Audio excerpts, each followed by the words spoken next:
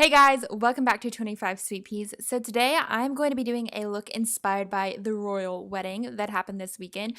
The queen had on this really fun bright green jacket and a green floral dress. Now I couldn't see much of it, but I tried to see what I could and do some nails based off of it. So first up, I have started with a cream green, like kind of a neon-y base, which is just really bright. It is China Glaze, grass is a lime greener.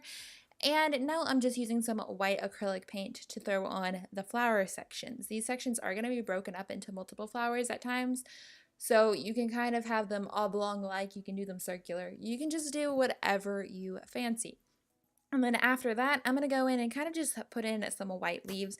The reason I'm doing everything in white is so whenever we put the purple on top of the green, it will still pop and we don't have to do a bazillion layers of purple to get it to pop on the green.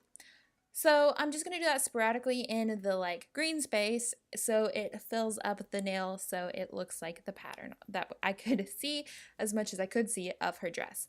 Now I'm going in the leaf area and I'm filling it in with my darkest purple acrylic paint. I don't know the specific name or if it has a name, it's just your standard purple acrylic paint.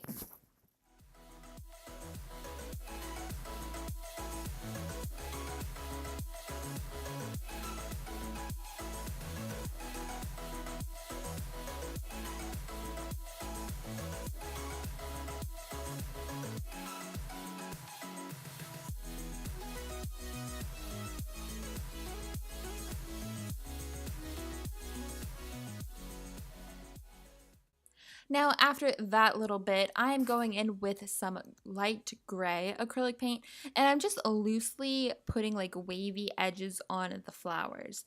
This is just going to give you your outside petal form that you can work with throughout the design. You kind of want it to be inconsistent, so you want some parts thicker, you want some parts really thin and light. It's just basically to create your loose flower edges. I mean, that is what it is.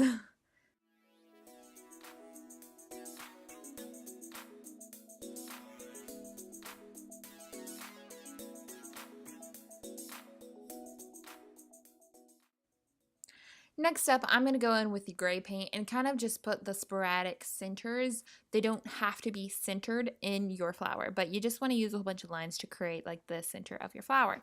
Then around that, you are going to kind of just put some wispy lines to create the petals and the petal layers. So if you put your center, like I just did, you can put it towards the top of the flower or whatever, and then your petals kind of want to angle towards that direction.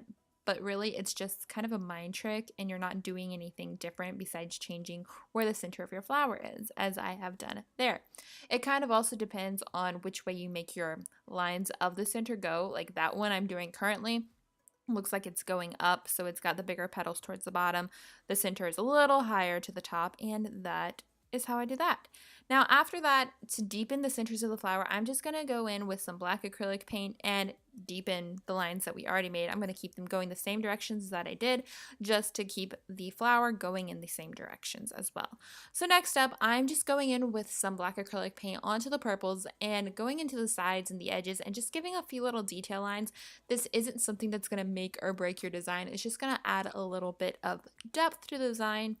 And after I do that, I'm going to go in with some light lavender polish and kind of just throw it down a little bit of the centers of the leaves. Can't speak. And that will help just kind of also bring it all together. And then you want to apply your favorite top coat. You want to make sure it's one that you know is not going to smear art. And that is all you have to do for this design. You can use shiny or matte, whatever fits your fancy. I eventually did put on a matte top coat, which you guys will see on today's blog post. Thank you guys so much for watching. I hope you guys enjoyed this video. I had a lot of fun creating this design and looking at all of the fun fashion from the wedding. So be sure to give it a thumbs up if you want more videos like this, and be sure to subscribe to stay up to date on all of the latest. And apparently you can now press the notification button as well. Again, thanks so much for watching, and I'll see you next time. Bye!